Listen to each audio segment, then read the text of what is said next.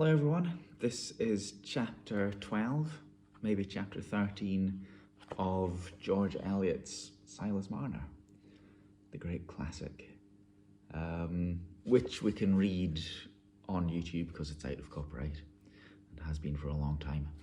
Before we get started, I just want to say this isn't the only book-related social media thing that I do. I also read books live rather than recorded.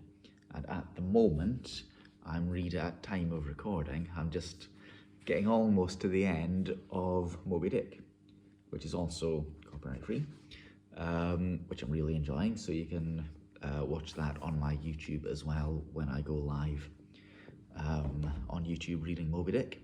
And once a month over on Twitch, I run a book club where we choose a book to read and we all go off and read it, and at the end of each month we come back and discuss it live on Twitch.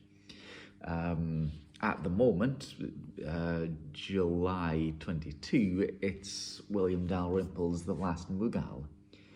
That's what we're currently reading in my book club, but we choose a different kind of book each month.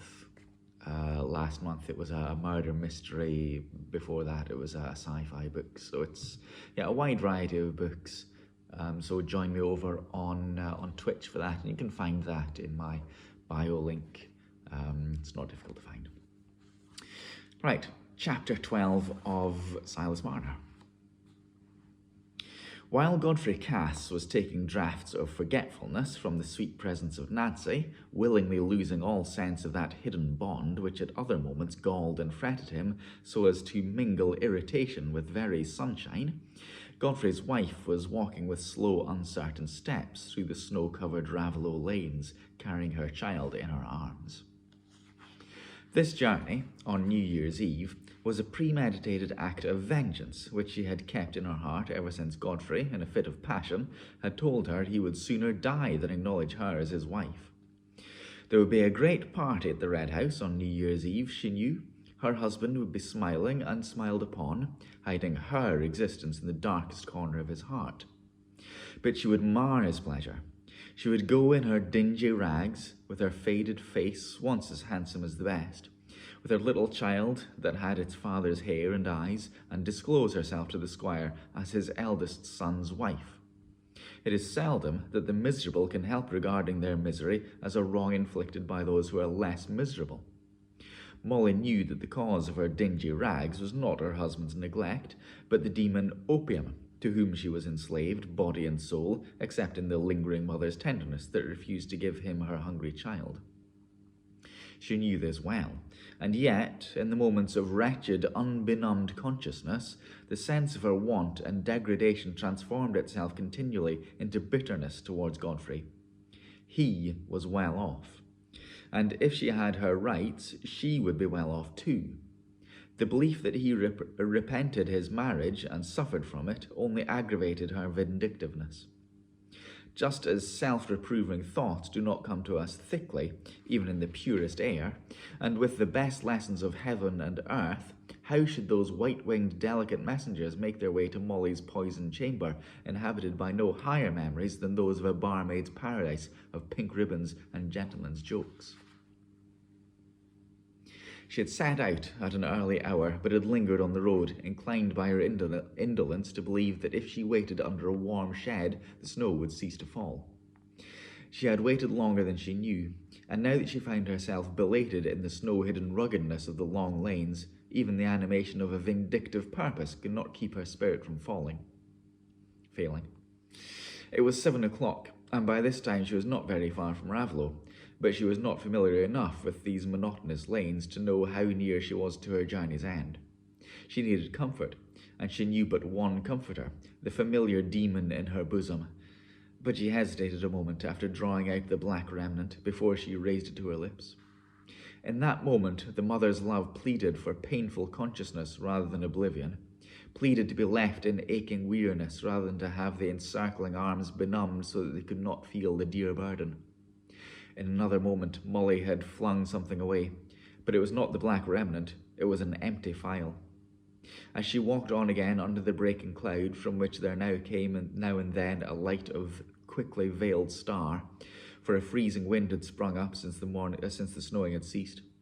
She walked always more and more drowsily, and clutched more and more automatically the sleeping child at her bosom. Let's have a sip of water. Hold on.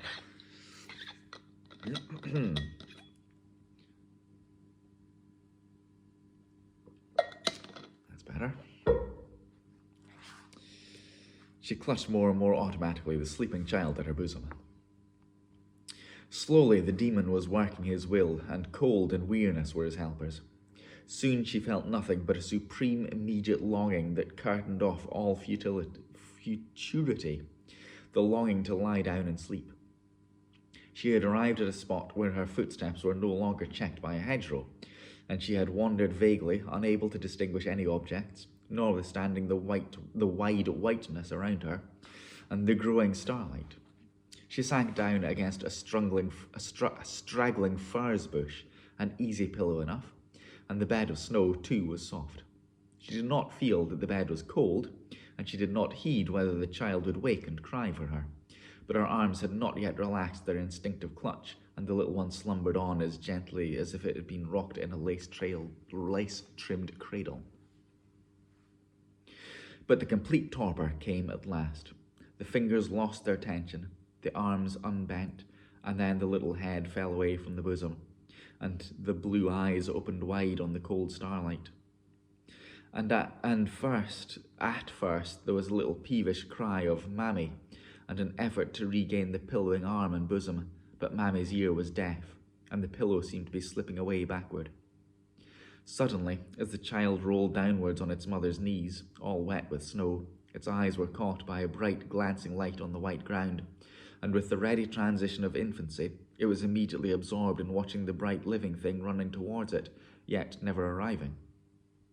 That bright living thing must be caught, and in an instant the child had slipped on all fours and held out one little hand to catch the gleam, but the gleam would not be caught in that way, and now the head was held up to see where the cunning gleam came from. It came from a very bright place, and the little one, rising on its legs, toddled through the snow, the old grimy shawl in which it was wrapped trailing behind it, and the queer little bonnet dangling at its back, toddled on to the open door of Silas Marner's cottage, and right up to the warm hearth, where there was a bright fire of logs and sticks, which had thoroughly warmed the old sack, Silas's greatcoat, spread out on the bricks to dry. The little one, accustomed to be left to itself for long hours without notice from its mother, squatted down on the sack, and spread its tiny hands towards the blaze, in perfect contentment, gurgling and making many inarticulate communications to the cheerful fire, like a newly hatched gosling beginning to find itself comfortable. But presently, the warmth had a lulling effect, and the little golden head sank down on the old sack, and the blue eyes were veiled by their delicate, half-transparent lids. But where was Silas Marner while this strange visitor had come to the hearth? He was in the cottage, but he did not see the child. During the last few weeks, since he had lost his money, he had contracted the habit of opening his door and looking out from time to time, as if he thought his money might be somehow coming back to him, or that some trace, some news of it, might be mysteriously on the road, and be caught by the listening ear or the straining eye. It was chiefly at night, when he was not occupied in his loom, that he fell into this repetition of an act for which he could have assigned no definite purpose, but which can hardly be understood except by those who have undergone a bewildering separation from a supremely loved object.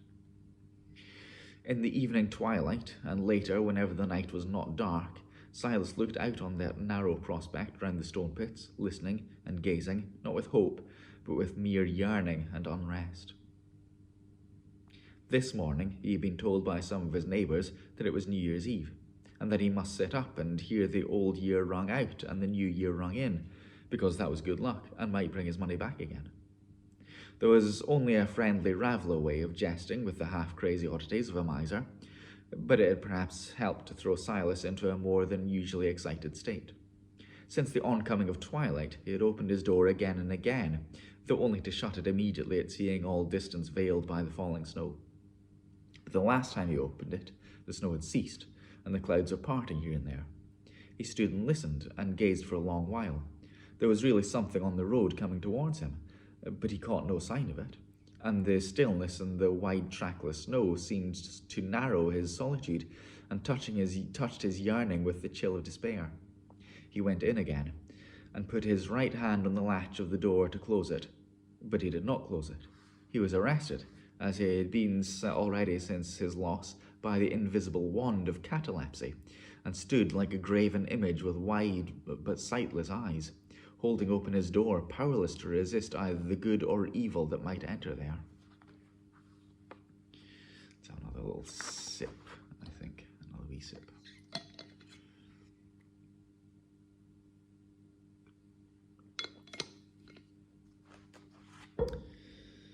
When Marner's sensibility returned, he continued the action which had been arrested, and closed his door, unaware of the chasm in his consciousness, unaware of any intermediate change except that the light had grown dim and that he was chilled and faint.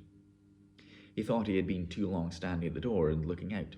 Turning towards the hearth, where the two logs had fallen apart and sent forth only a red, uncertain glimmer, he seated himself in his fireside chair, and was stooping to push his logs together, when, to his blurred vision, it seemed as if there were gold on the floor in front of the hearth. Gold! His own gold! Brought back to him as mysteriously as it had been taken away. He felt his heart begin to beat violently, and for a few moments he was unable to stretch out his hand and grasp the restored treasure. The heap of gold seemed to glow and get larger beneath his agitated gaze. He leaned forward at last and stretched forth his hand, but instead of the hard coin, with the familiar resisting outline, his fingers encountered soft, warm curls. In utter amazement, Silas fell on his knees and bent his head low to examine the marvel. It was a sleeping child. A round, fair thing with soft yellow rings all over its head. Could this be his little sister come back to him in a dream? His little sister, whom he had carried about in his arms for a year before she died, when he was a small boy without shoes or stockings? That was the first thought that darted across Silas's blank wonderment. Was it a dream?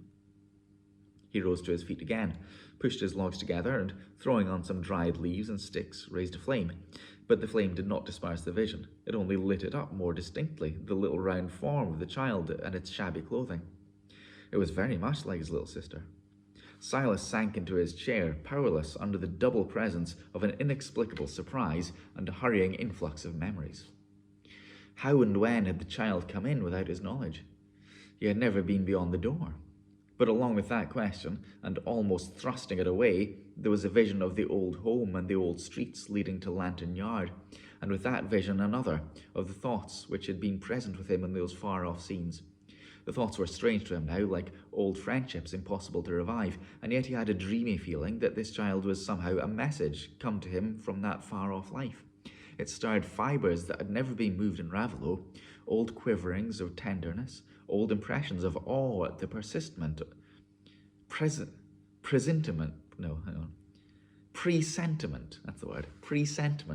of some power presiding over his life. For his imagination had not yet extricated itself from the sense of mystery in the child's sudden presence, and had formed no conjectures of ordinary natural means by which the event could have been brought about. But there was a cry on the hearth. The child had awaked, and Marner stooped to lift it on his knee. It clung round his neck and burst louder and louder into that mingling of inarticulate cries with mammy, by which little children express the bewilderment of waking. Silas pressed it to him, and almost unconsciously uttered sounds of hushing tenderness, while he bethought himself that some of his porridge, which had got cool by the dying fire, would do to feed the child with, if it were only warmed up a little. He had plenty to do through the next hour. The porridge, sweetened with some dry brown sugar from an old store which he had retained from using for himself, stopped the cries of the little one, and made her lift her blue eyes in a wide, quiet gaze at Silas as he put the spoon into her mouth. Presently she slipped from his knee and began to toddle about, but with a pretty stagger that made Silas jump up and follow her lest she should fall against anything that would hurt her. But she only fell in a sitting posture on the ground and began to pull at her boots, looking up at him with a crying face as if the boots hurt her. He took her on his knee again, But it was some time before it occurred to Silas's dull bachelor mind that the wet boots were the grievance, pressing on her warm ankles. He got them off with difficulty, and Baby was at once happily occupied with the primary mystery of her own toes, inviting Silas, with much chuckling, to consider the mystery too. But the wet boots had at last suggested to Silas that the child had been walking on the snow, and this roused him from the entire oblivion of any ordinary means by which it could have entered or been brought into his house. Under the prompting of this new idea, and without waiting to form conjectures, he raised the child in his arms and went to the door. As soon as he had opened it, there was the cry of "Mammy" again, which Silas had not heard since the child's first hungry waking. Bending forward, he could just discern the marks made by the little feet in the virgin snow, and he followed the track to the furze bushes. "Mammy," the little one cried again and again, stretching itself forward so almost to escape from Silas's arms, before he himself was aware that there was something more than the bush before him, that there was a human body, with the head sunk low in the furze and half covered with the shaken snow. End of chapter. Silas, what you gonna do?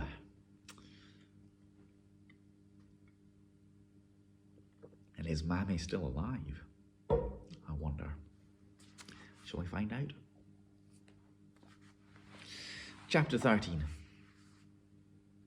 It was after the early supper time at the Red House, and the entertainment was in that stage when bashfulness itself had passed into easy jollity, when gentlemen conscious of unusual accomplishments could at length be prevailed on to dance a hornpipe, and when the squire preferred talking loudly, scattering snuff and patting his visitors' backs, to sitting longer at the whist table, a choice exasperating to Uncle Kimble, who, always being volatile in the sober business hours, became intense and bitter over cards and brandy, shuffled before his adversaries' deal with the glare of suspicion, and turned up a mean trump card with an air of inexpressible disgust, as if in a world where such things could happen one might as well enter on a course of reckless profligacy.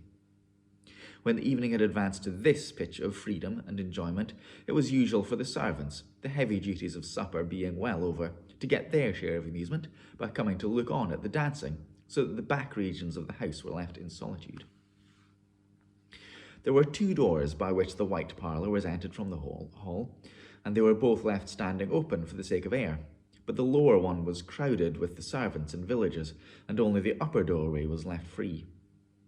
Bob Cass was figuring in a hornpipe, and his father, very proud of the lithe son, whom he had repeatedly declared to be just like himself in his younger days, in a tone that implied this to be the very highest stamp of juvenile merit, was the centre of the group, who had placed themselves opposite the performer, not far from the upper door.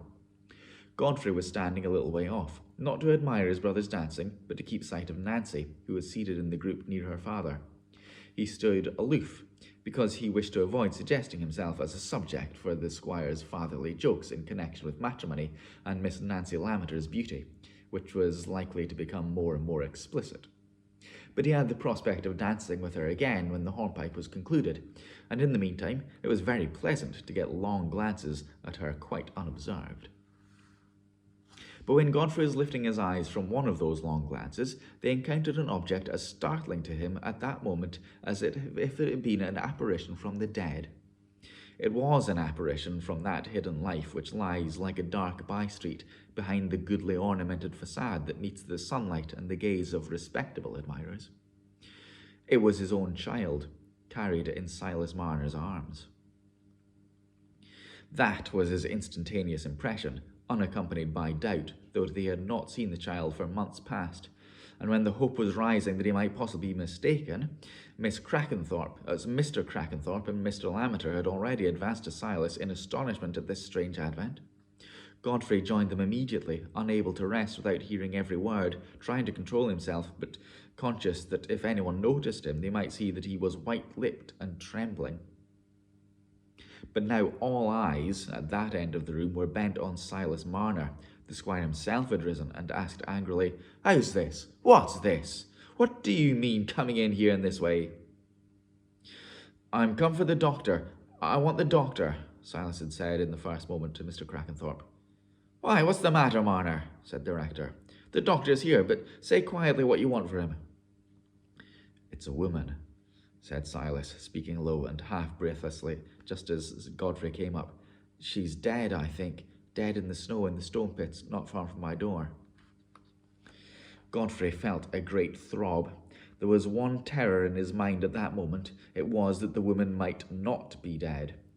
That was an evil terror, an ugly inmate to have found a resting place in Godfrey's kindly disposition, but no disposition in a security from evil wishes to a man whose happiness hangs on duplicity.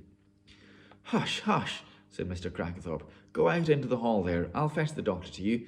Found a woman in the snow and thinks she's dead," he added, speaking low to the squire. "Better say as little about it as possible. It will shock the ladies. Just tell him that a poor woman is ill from cold and hunger. I'll go fetch Kimball."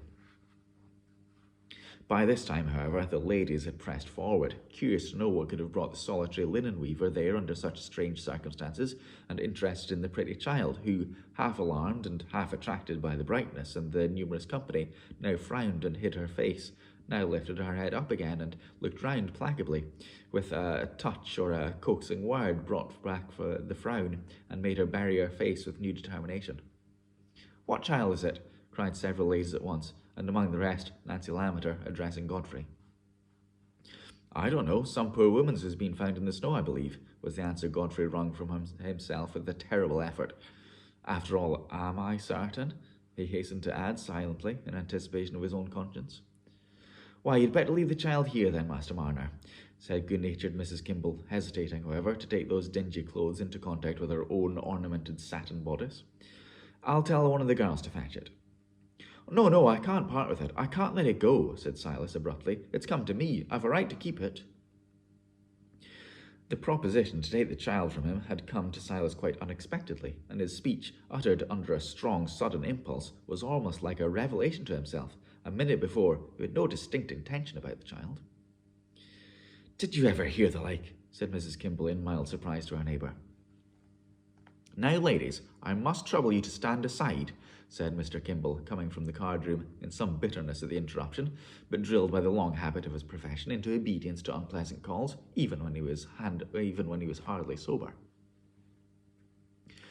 "It's a nasty business turning out now, eh, Kimball?" said the squire.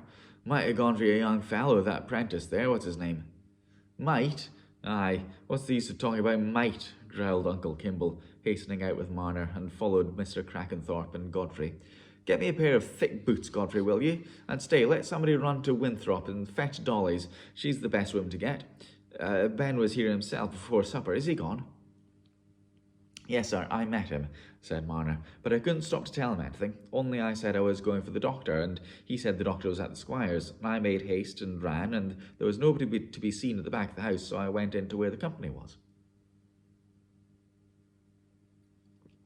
The child, no longer distracted by the bright light and the smiling women's faces, began to cry and call for "Mammy," though always clinging to Marner, who had apparently won her through confidence.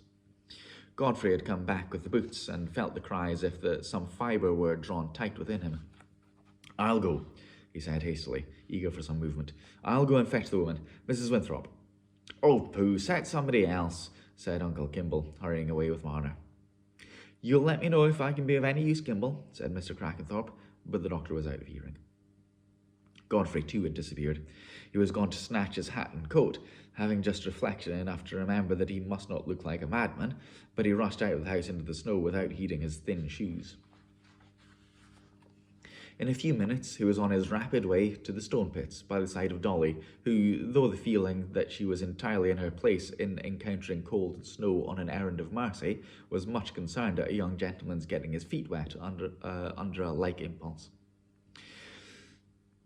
"You'd a deal better go back, sir," said Dolly, with respectful compassion. "You've no call to catch cold, and I'd ask you if you'd be so good as to tell my husband to come on your way back. He's at the Rainbow. I doubt if you find him any way sober enough to be of use. Or else there's Mrs. Snell had happened to send the boy to fetch and carry, for there may be things wanted from the doctors." "No, I'll stay. Now I'm once out, I'll stay outside here," said Godfrey, when they came opposite Marner's cottage. "You can come and tell me if I can do anything." "Well, sir, you're very good. You've a tender heart," said Dolly, going to the door.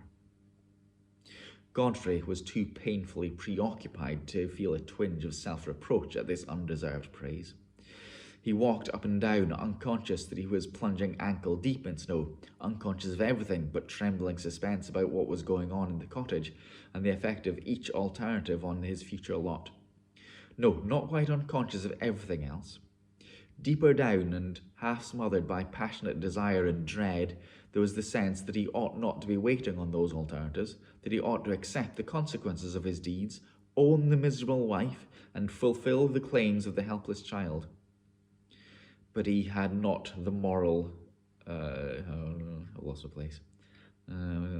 He had not the moral courage, but he had not the moral courage enough to contemplate their active renunciation of Nancy as possible for him. He had only conscience and heart enough to make him forever uneasy under the weakness that forbade their renunciation.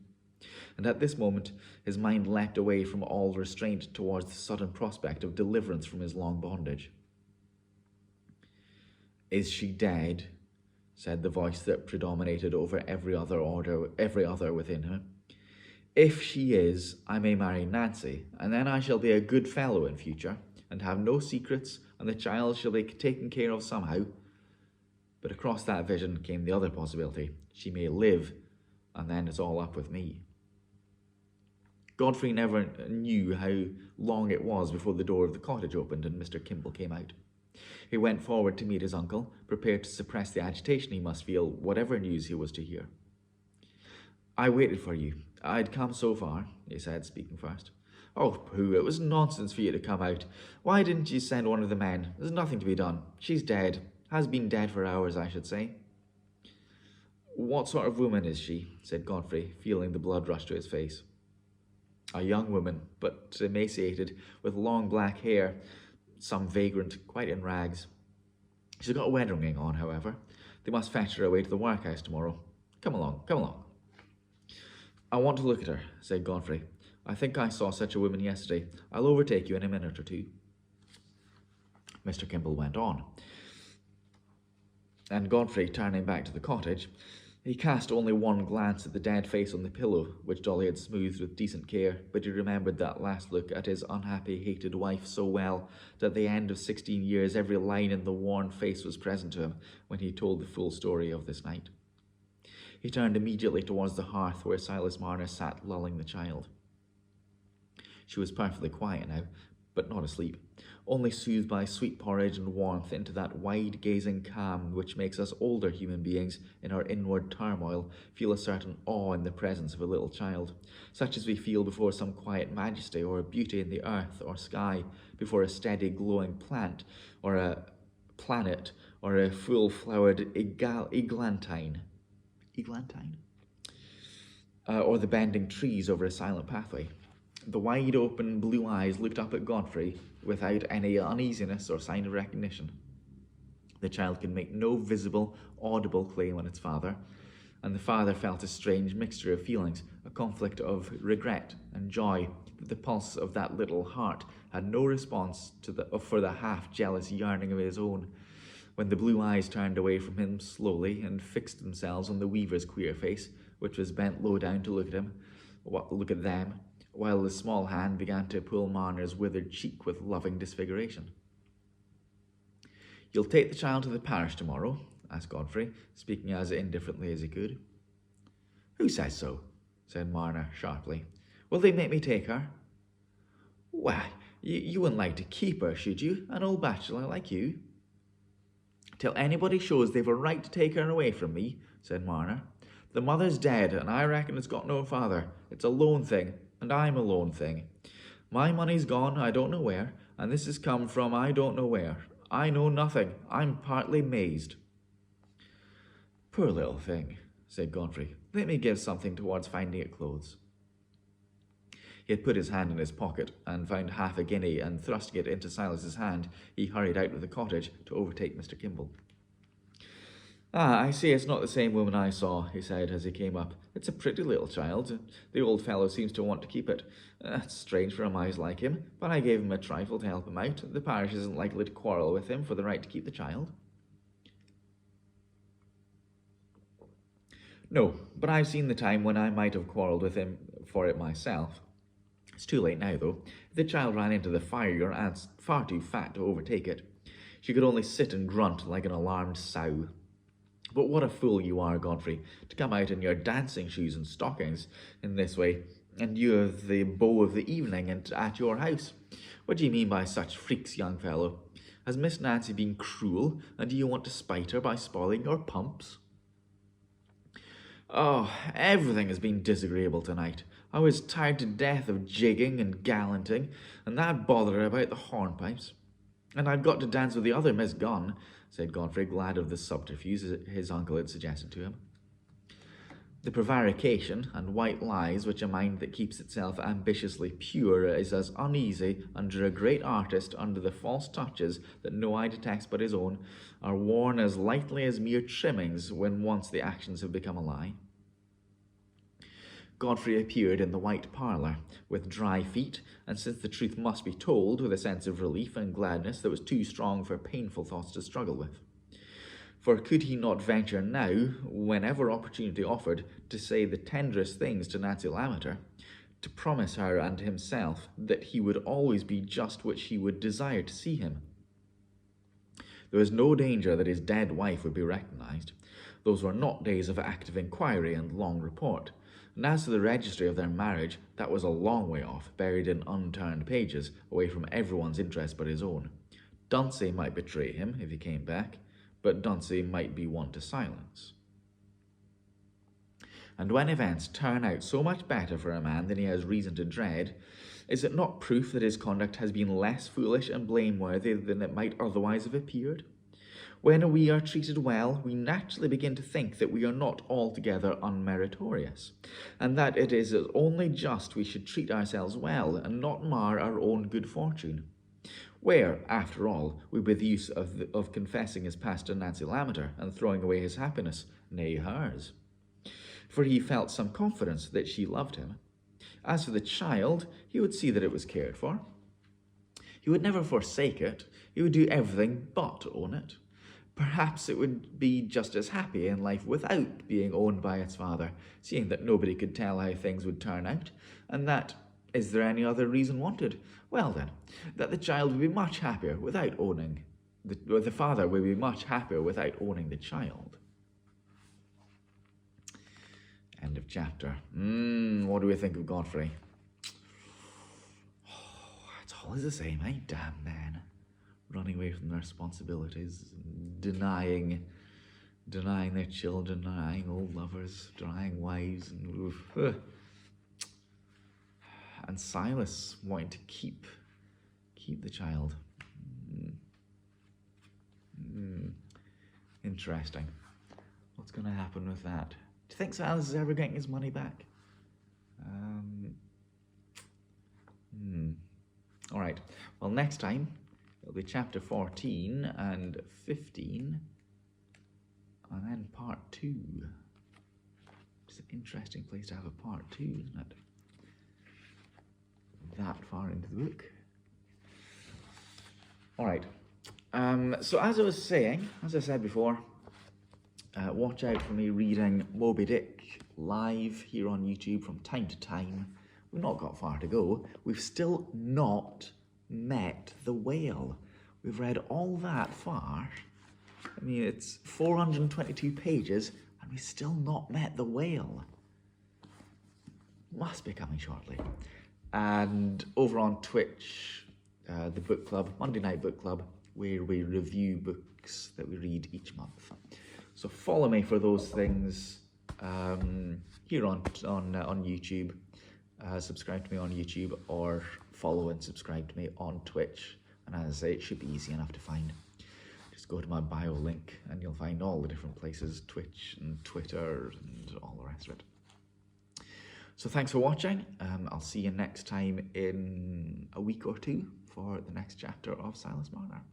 Bye-bye.